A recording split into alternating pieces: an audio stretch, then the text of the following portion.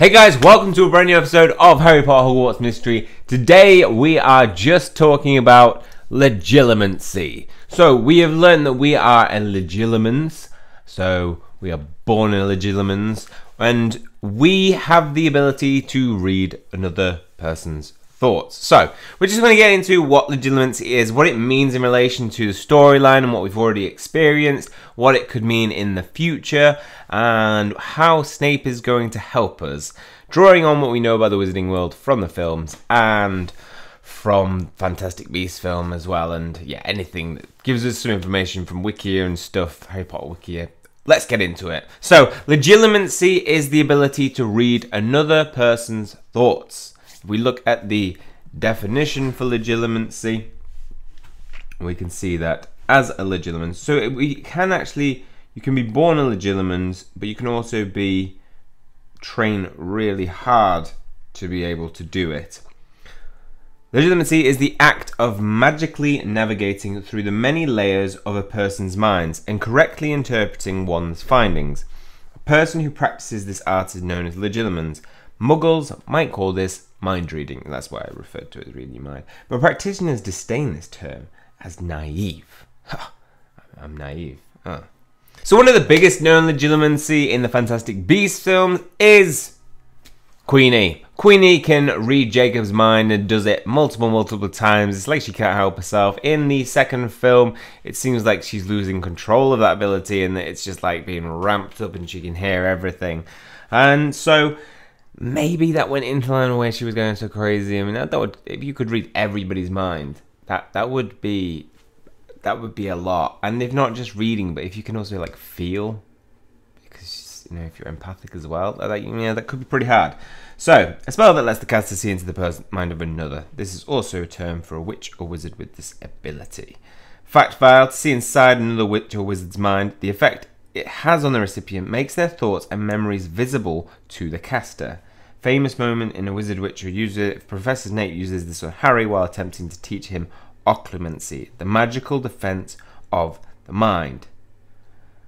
So Snape has the ability to do this. Look at him, it's you legend. So what does this mean for us? Legilimens, if we can read people's minds, then potentially we can find out what other people know in the Wizarding World, of our Wizarding World. So we could potentially read the minds of the people around us. And if one of them is, you know, actually betraying us in some way and going to betray us, we might discover that in future. We know that our brother was also a Legilimens, and that really kind of makes sense in the fact that when we've, you know, accessed the cursed vaults, we've had visions. So obviously he's using something within that ability to be able to potentially speak to us as well. So well, maybe that's actually not, it's maybe that's just us reading his thoughts, being able to. So it's like when Harry meets a snake and he's like, he can hear the snake talking. It's like, what? Don't quite understand it. I think that may have been what we experienced in the Cursed Vault. We just thought, all right, we had a vision, but maybe we were reading Jacob's mind, which means that Jacob is alive and well. Probably not well, actually. He's probably in some form of trouble and hiding from the Cabal, maybe. So it means that we are experiencing, potentially reading his mind, but if we train in it, we will be able to understand the thoughts of others. Now, this would be really helpful in relation to Rakepick, because she's just, you don't know what she's thinking, and she won't even tell us what experiences are. We get evidence that contrary to the fact that she says that she's never met Jacob or not been involved with him, she just denies it. But as mentioned before, there is the ability to defend one's mind against people being able to read their thoughts, and that trait is called occlumency.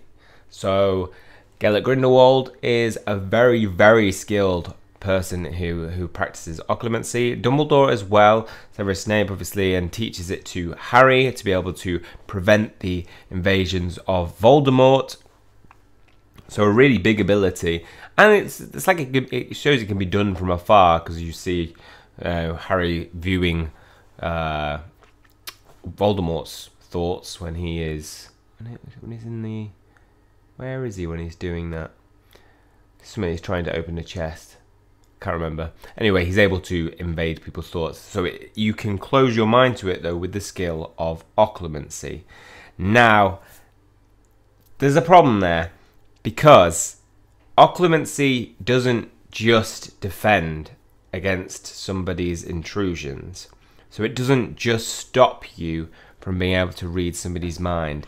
An advanced person who is very well trained and skilled in occlumency will be able to select the thoughts that they want to show to somebody. So if you're a Legilimens and you don't know about this, you will be reading people's minds and thinking that is what they're thinking. My theory is that Queenie is only able to see Gellert Grindelwald's thoughts and good intentions and not the bad intentions behind it, and therefore because she is just spent her whole life being able to read people's minds, she trusts it because she's like, oh, I know what Gellert Grindelwald is thinking because I literally read his mind. So somebody who is skilled in occlumency can not just defend against it, but show you selective thoughts and memories that they want you to see to be able to, you know, get away with being somebody who you think is on your side but isn't, like perhaps Gellert to Queenie. So that could cause a lot of trouble in the future, which again it will cast doubt on, you know, what we experience. So we find these letters, but you know, which one of them are any of them planted? Are any of them actually real? Are they just there to kind of distract us? Is the Cabal a real thing? Did Rakepick save our life?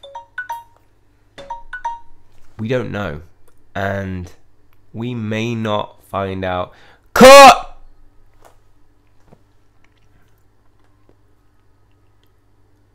We don't know, and as Snape trains us in Legilimency, which I'm hoping is going to be happening, which it looks like Dumbledore is saying, look, Snape will help you with that. Potentially, we will be able to select the people we do it against, and you would presume that, you know, younger generation, Rowan, Penny, Marula, won't be well trained in occlumency unless that has been part of their, you know, training from birth to be that mole.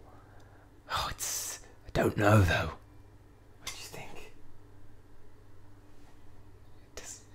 He doesn't think it's good. I think there's something we might see. I kind of hope we see that advanced part of occlumency where somebody is, you know, showing us a vision or a thought or a memory, and we're thinking this is good, and then actually it's like they completely leave or take a memory out of context and show us this thing, and we're like, betrayed. Boom. It's exciting. I think it's really good to have this ability within. It's nice to see it because obviously it's a big part of the wizarding world. We haven't had it feature yet, other than obviously what we didn't know were the visions. So let me know your thoughts on it. Let me know what you think this means for the future of our experience at Hogwarts. Plenty of years to come. I think there's like 5 chapters left in this year. Let me know your thoughts. It'll be interesting to hear from you. Let me know in the comment section below. That is all for this one. Hopefully you've enjoyed it. If you have, please hit the like button and hit subscribe if you want to keep up to date with future content. That's all for me. See you guys soon.